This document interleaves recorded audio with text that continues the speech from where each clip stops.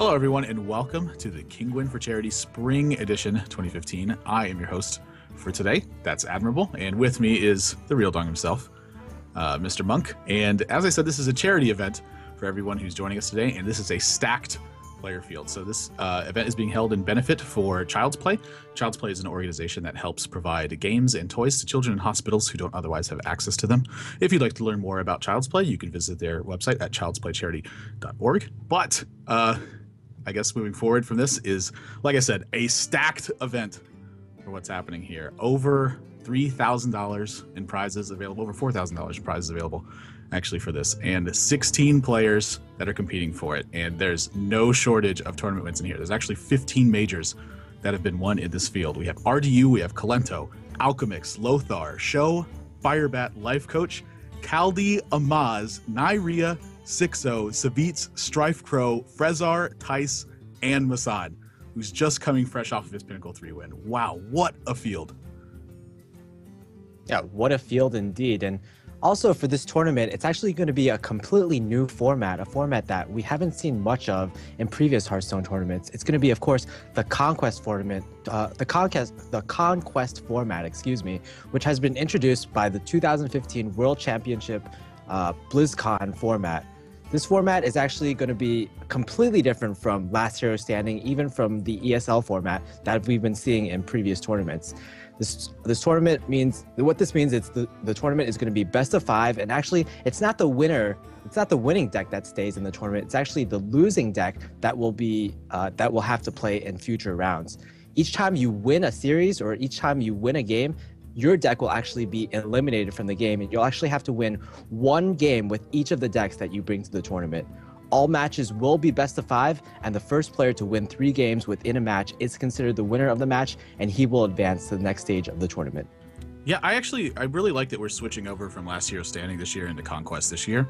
And this is sort of actually, what's interesting to me is it's setting a precedent moving forward in Hearthstone, is every single year the World Championship going to be some sort of new touch or innovation on the format that's going forward. Last year we saw Last Hero Standing and we saw bans, and that was basically every tournament that we had last year.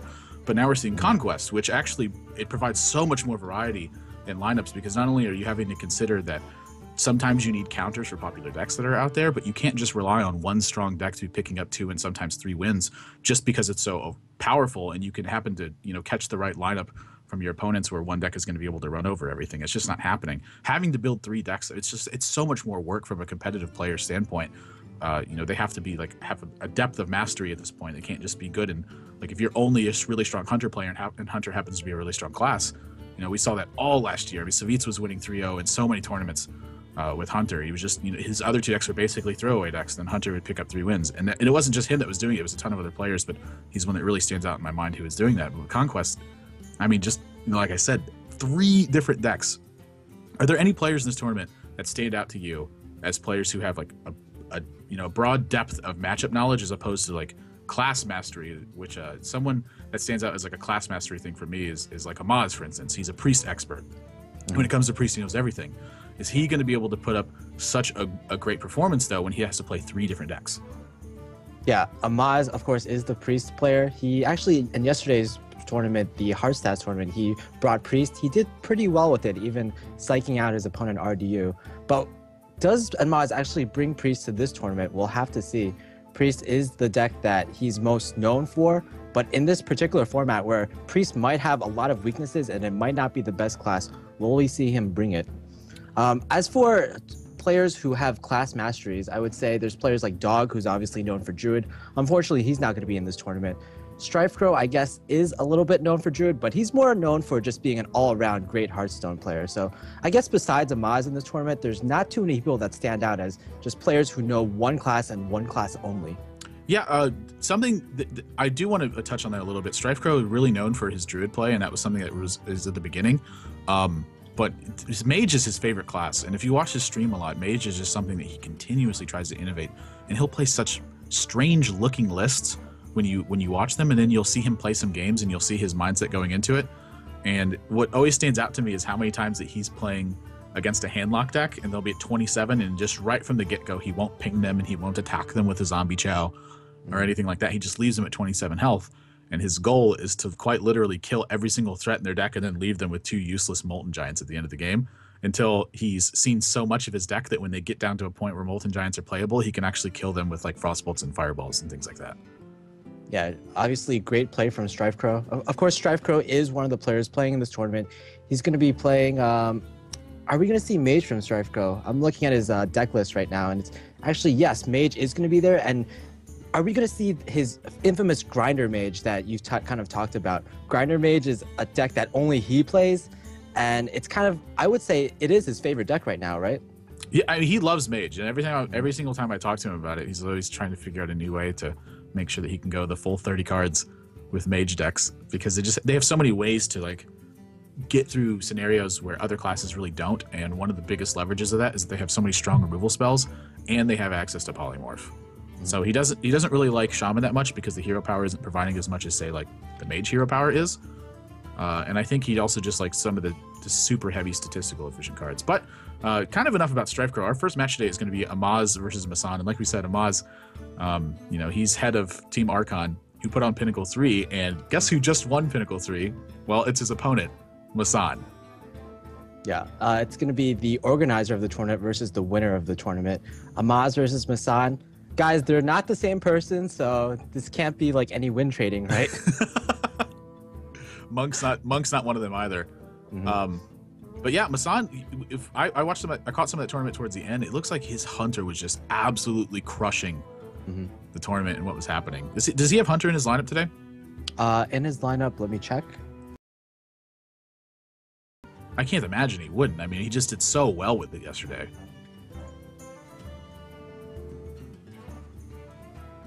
Well, I don't have it on me right now, but yeah, he's actually not using it. I just caught it online. It's Rogue Druid Paladin is what he's going to be running with, and Amaz is going to be actually running with Warrior Druid and Hunter. So Amaz is running with Hunter, and MasSan is not.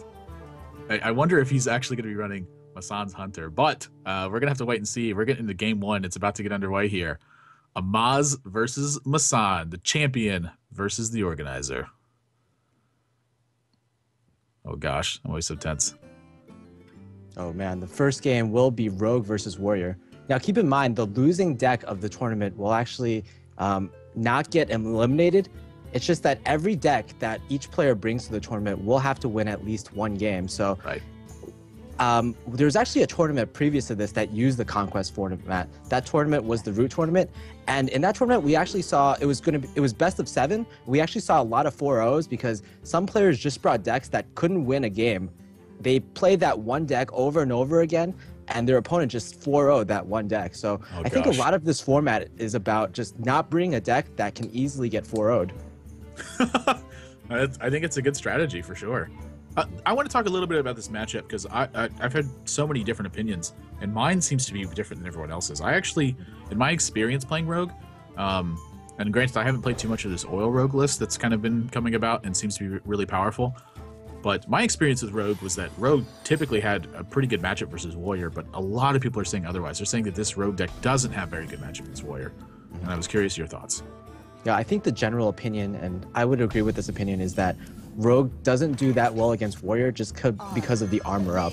If Warrior can somehow deal with the board of the Rogue, then the Rogue can't continuously get in damage from the minions on board. And thus, if the Rogue armor, or if the Warrior armors up to something like 40 or 50 HP, then the burst of the Rogue won't be able to go through all the armor of the Warrior player. Yeah. So I want to talk a little bit about the armor because it seems to be such an important issue with this. Is Shield Maiden one of the cards that just gave them so much extra gas in terms of the actual armor leverage, or was it something else? Was it like the loss of Gadget and Auctioneer that prevented them from being able to have such high burst at the end game? Yeah, I guess Shield Maiden is a card, right? Shield Maiden is it's a minion that develops the board and gives you armor, and I feel like that's one thing the Warrior has been missing the entire time. Of course, this matchup is all about board control, so wow, so much armor. Yeah, second Armor Smith, really strong draw here. And Amaz is just already looking like he's able to start running away with this game. You can actually just see MasSan, he's so upset with the draw that just happened. Because he's got to deal with this board position now. And actually, Amaz's hand, if there's one kind of hand I think that MasSan can kind of deal with, it's this one, where there's no weapons available. There's nothing like an Executor or a Shield Slam that's going to be going into this. Oh my gosh, he draws a second Sludge Belcher though. So 2 Sludge Belcher is going to be in front of these Armor Smiths though. I like running in the Cruel Taskmaster here too. I think it's really heads up. Yeah, it just sets up the board so that the Lotha won't be able to trade cleanly with the Sludge Belcher. They'll pretty much trade 1-for-1, but a Sap will get used. Sap, obviously a very great tempo swing card, trading 2 mana for the 5 mana of the Sludge Belcher, and he'll be able to even take down an Armor Smith with that as well. Yeah, lots of good stuff going forward here. But still, I mean, looking at his hand, he's got like Violet Teacher, and he's got a bunch of utility cards left. And he has almost no pressure onto Amaz right now. Amaz is at 39, and his hand's just stacked right now. How is MasSan going to actually win this game if it gets to that level? Like, what does he actually have to do to start putting together a board position here? Yeah, I think the Violet Teacher will help a lot, but Sludge Belcher is one of the natural enemies of rogue players that want to burst down the opponent. So he'll have to not only get past this 1 Sludge Belcher, but a second one as well. Yeah. Amaz, or rather MasSan, is doing very well at developing the board, but Amaz will have a second Sludge Belcher to contest this Violet Teacher in the coming turns. I like that he's clearing out the Sludge Belcher here with Mana Knives in preparation and his dagger instead of using his other sap just to get extra stuff on the board. Oh wow, Amaz picks up Execute right off the top. And yeah, look at this armor total. This is exactly what you were talking about. So this matchup, I feel like now that I'm watching it unfold a little bit more and kind of understanding what's happening, like both these players I think have had pretty decent draws, all things considered. Even though Amaz's was like, you know, he's got these 3 really clunky cards in his hand. I feel like Sprint is just such a big difference in this matchup. I feel like when Rogue doesn't draw Sprint, it's actually kind of at a major disadvantage, and that when it draws Sprint, it's got a pretty good chance to win. Yeah, exactly. Some Rogue players, in fact, I believe a majority of Rogue players actually keep Sprint in their opening hand against Warriors, and against Priest, against any matchup that tends to be going the control matchup. And speaking of Sprint is drawn. I guess that was a pretty huge draw. Yeah, that was a pretty significant one right now. Preparation, there's a second one. Oh my gosh, and he picks up a Sharp Sword of Oil. Now, this is like one of those turns where I feel like he's got so many different lines of play, and it's just a matter of how he wants to approach it. I think I would prefer to sap here. Yeah, he's going to go with that. I think this is one of the reasons he didn't use that sap earlier on the other Sludge Belcher, by the way. It was because when he gets into a scenario like this, and he doesn't have sap, he's going to fall so far behind on the board. Yeah, Warrior is known for just having so many bombs, so many 8-9 mana minions, even minions such as Dr. Boom. And if you use both your saps early on in the game, your opponent can just freely throw down these legendaries on the board, these huge legendaries, and not be afraid of sap whatsoever. Yeah. One other thing that's so great about that sap is that because there's also a Violet Teacher token on the board right now, Amaz will be reluctant to throw down the Ragnaros again. So probably going to be a different play than the Ragnaros that was just sapped. Yeah. I think I'd probably like to see a lead with Fiery War Axe and then evaluate. Oh, he's going to go Dr. Boom. I imagine he's just going to armor up. Oh no, he's going to Fiery War Axe anyway. And then he attacks. Oh, this is... Okay, so why do you think he's doing it in that order? Is he just playing around Mana Wraith? Yeah, I think Mana Wraith is the only one that would be worse. Like you could play around Doomsayer or things like maybe Explosive Sheep by attacking it first. But I guess, yeah, this plays around Mana Wraith. Yeah, I think that's what he was going for. So if Loot Hoarder's going to jam in there, I imagine this is going to be Blade Flurry this turn. So 4 more to the face. Yeah, he's going to clear this all out. He's just too low. I don't think he can afford to leave everything there. No, but with this play, I think MasSan knows that a Ragnaros will almost certainly come down on the board. Yeah. Amaz could even attack the Rogue player to get him down even lower. Yeah, I would agree with that. He just picked up a second Fiery War Axe. So MasSan's, he's going to drop down to 4 here. He's got Earth Ring Farseer in his hand, but that's not going to put him out of Ragnaros range. And this hand is not looking like it's really going to get it done, but let's take a look and see. Can't afford to attack the Ragnaros. Has basically just enough damage. Yeah, MasSan is he's going to try to put as many minions on the board so Ragnaros might not hit him the next turn in the face. I think that's a good call. And I think he needs, does he need to hold the dagger back and hope to draw Blade Flurry next turn? How does he activate this Tinker Sharpshooter? Oh my gosh, the second shielding gets picked up. Yeah, he has a choice now between the Shield Maiden and the Sledge Belcher. I think I like the Sledge Belcher better too, actually. I think so. It prevents any Blade Flurry shenanigans for next turn. Ragnaros shot could just end the game right here. Oh, and it goes to face. Wow, so game one's just gonna end straight away. Not like it's a huge Ragnaros hit or anything. Amaz had a pretty big stranglehold on that game. Just had everything available to him. That game snowballed so quickly in favor of Warrior, and that's like it's such a big power swing that you have when you go turn 2 Armorsmith, turn 3 Acolyte, turn 4 Cruel Taskmaster, and a second Armorsmith. What kind of draw even beats that? Yeah, again, like what the Rogue needs to do to win that matchup is to maintain board control. But when the Warrior draws that kind of opening with the double Armorsmiths, Acolyte, and Cruel Taskmaster, that's just like such an excellent opening. He even had the Fire War Axe early game, so everything went poorly for the Rogue in the beginning. Even though the Rogue drew the sprint in the later rounds of the game, it just wasn't enough to come back. Yeah. So Amaz's Warrior, it's going to be locked now. Again, this is Conquest format, so when you win with a deck, it becomes locked instead of when you lose with a deck. So MasSan still has access to his Rogue deck. Amaz has got Druid and Hunter left, and MasSan has got Rogue, Druid, and Paladin. Do you think he's going to stick with his Rogue deck? This Rogue, I think because there's a Paladin, hold on, let me check the lineups again. Amaz has got Druid and Hunter left, and MasSan now has Rogue, Druid, and Paladin. You know, there's one weakness of players who played in the Root tournament it's that whenever they lost with a deck, they would just keep queuing and queuing with it again. And I think like there's different arguments to be made about what strategy you use going on after you lose the first game. Do you keep queuing the same deck because it's a bit more predictable, or do you switch to a different deck which gives your opponent more information in later rounds? Yeah, that's a good question. And I think the thing I would weigh the most is just which one of my decks matches up best versus the 2 decks my opponent has left.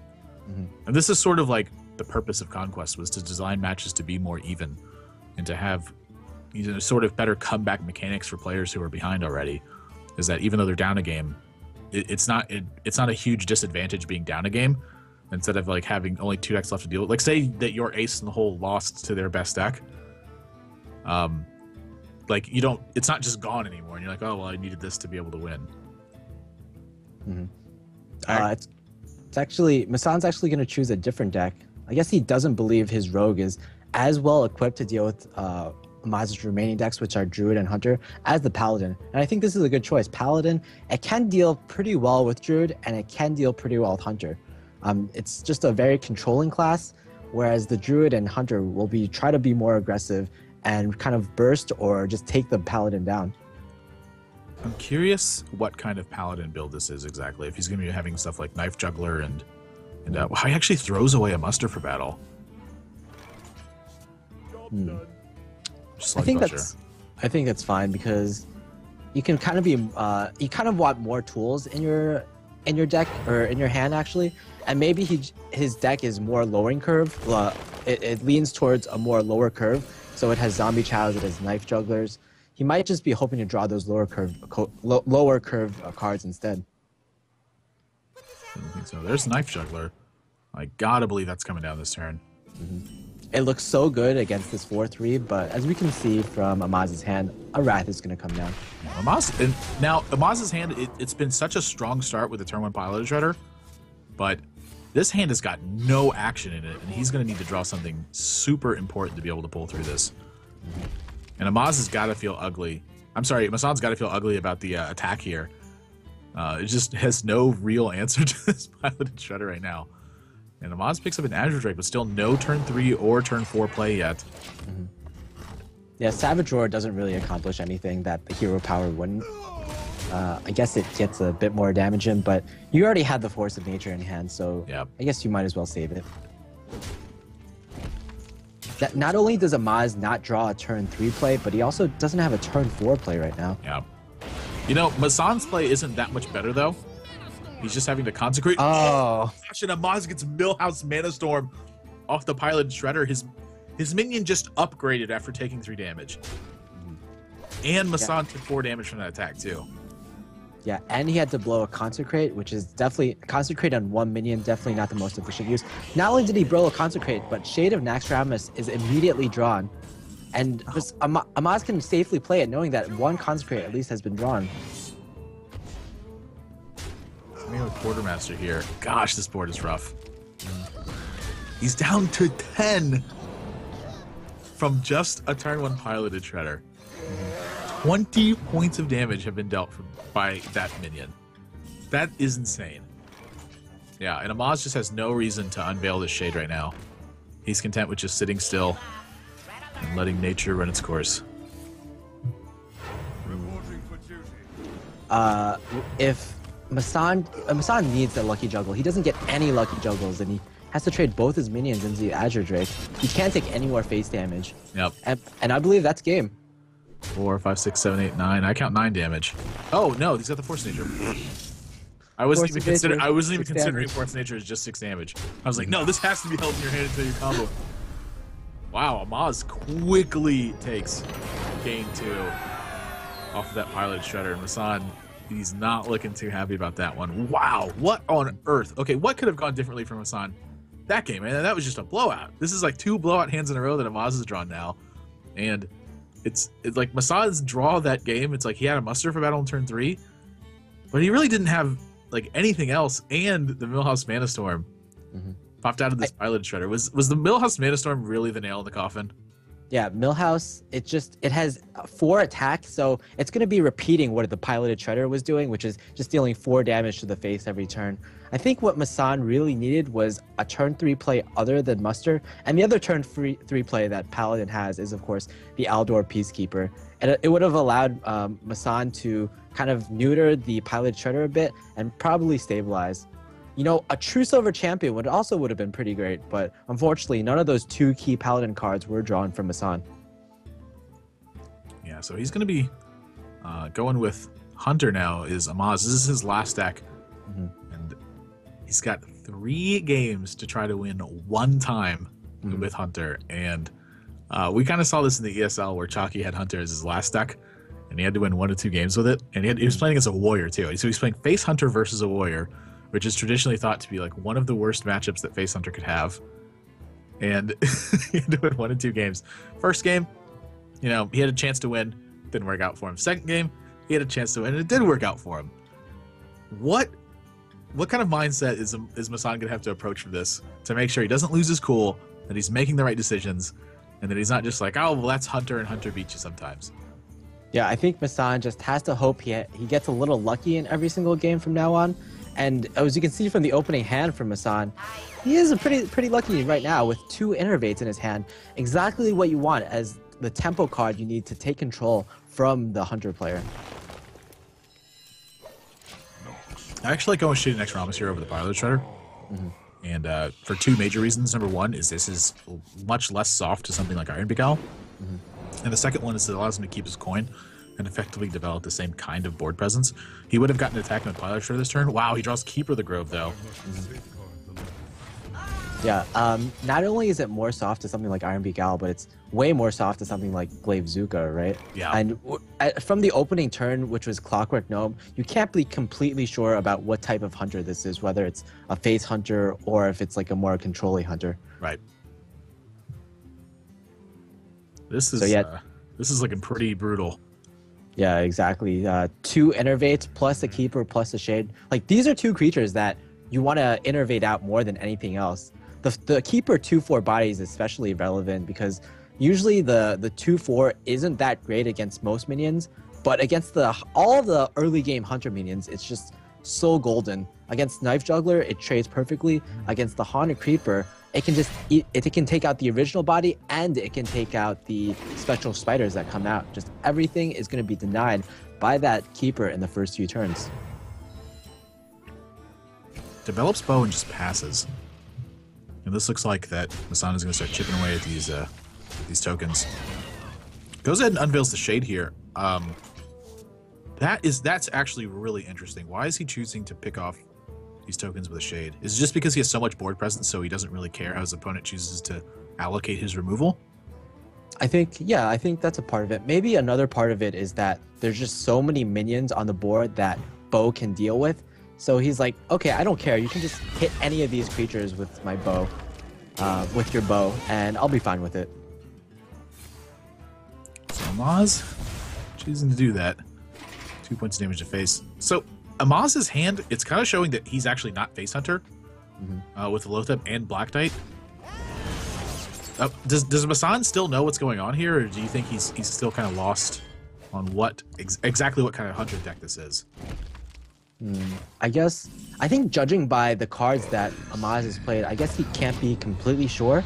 The Hunter's Mark is a card that we don't see as much from face hunters as we see from control hunters. But I think also judging from the fact that the bow has gone to minions every single turn, it could be MasSan could suspect that. It could more suspect that it's more of a control hunter. Lotheb comes down, and that's just a typical control hunter card, not a face hunter card though. Yeah. What do you think about reversing switching this Harrison here?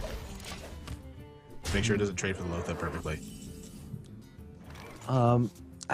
I think that's fine, but Admirable, aren't you the guy who says, like, you should probably go to face more often than not? And Amaz kind of followed your mantra of going to face that turn. Yeah, I think I would have gone to face, but I think I would have considered using the reversing switch as well. Just so on the back trade, he either has to have something like Wrath or Savage Roar or Swipe, or uses hero power to take out the Lotheb. So he attacks 5 to face, but then he uses the reversing switch to make Harrison the 4/5 instead. Yeah, that's what I was looking at. I think that's very fair. We've actually seen like 2 Black Knights from Amaz's decks. It's in the Warrior deck, it's in the Hunter deck, and it might even be in the Paladin deck, or rather the Druid deck that oh my gosh, that Amaz was running. Oh my gosh! Oh, and he taunts it up. Oh my god, that's exactly the kind of turn that Amaz was looking for. Yeah, MasSan is gonna be pretty sad right now. It's exactly what Amaz needed. The Black Knight comes down, trades the 4/5 minion for a 4/6 minion, and the Druid of the Claw falls immediately. Wow, 6 points of damage out of that. Mad Scientist comes down. This is just... It felt like this game was so good for MasSan, and just Black Knight turned everything around, and now he's even drawn Wild Growth on turn 8. I mean, this is basically just a dead card right now. You know what? I think it was not only the combination of, it was not only Black Knight, but it was also the Hunter's Mark that gave Amaz such a huge advantage. MasSan used a lot of 0 mana cards to get tempo in his favor with the double innervates, but Hunter's Mark was also another 0 mana spell that caused for a huge tempo swing and allowed the Spectral Spider to trade into a 3 health creature. So that was also pretty huge and a huge part of Amaz's comeback. Yep. A lot of damage getting added to this board, and these are tough minions to kill with Pilot Shredder and the Haunted Creeper. And MasSan's going to need something like Swipe if he's going to climb back into this game. He's down to 9, and he's got combo in his hand. And it's not quite enough. It's 20 points of damage right now. And that's if the trap isn't relevant, which it is, the freezing trap. So I gotta believe that's 5 extra health. 9, 10, 11. He's facing down 12 points of damage. Wow, Maz has a few draws in his deck that are lethal. Is that one of them? Yeah, I think it is. Yeah, that looks like just enough to me. Wow. Yeah, even the reversing switch. Oh, it's 1 over because of the reversing switch. Ha! Look at that. Amaz is gonna win 3 games to 0 in Conquest with just fantastic. Even that opening though. That opening looked to me like Amaz was way behind in the mid game. What happened in the middle? Was it just the Black Knight play? Yeah, as I said, Black Knight, the Hunter's Mark, and just a lot of Hunter things, I guess. Hunter was just so efficient with every single turn. It can also be attributed to the fact that MasSan, he used a lot of his cards in the early game to try to get board control, but in the mid game he wasn't drawing very well. He had the Force of Nature Savage Roar combo in his hand, which are effectively for the most part really dead cards. He needed to top deck everything, and he just wasn't getting what he needed. And when he did get what he needed, which was the Druid of the Claw, it got immediately countered by the Black Knight of Amaz. The Druid of the Claw turn was obviously super key in Amaz being able to start running away with this game. Is there any way that MasSan could have had the foresight to play around a Black Knight in that situation? Like, is there any chance he could have charged it into a minion instead of taunting it?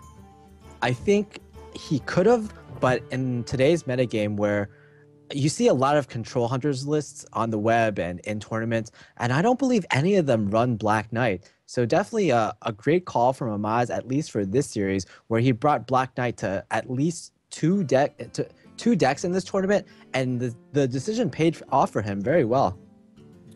Yeah, no doubt about that. So MasSan, unfortunately, he's going to be dropping a game or dropping the match in this one. And wow, Amaz's decks look so strong. His play looks strong as well. I cannot wait to see what's going on there. Next match of the day, though, is going to be Life Coach versus Alchemix, and you guys don't want to miss this one. But before that, we're going to go to a break. So remember, guys, this is the Kinguin Net charity event held for benefit for Child's Play. And if you guys would like to make your contributions, you can do that by using the link below the stream for a Child's Play donation, or you can find the link in chat via Moobot, which is also having spamming a link in the chat. Make sure you guys can access it there. So like I said, we're going to take a 5-minute break, and when we come back, Alchemist versus Life Coach. Stay tuned.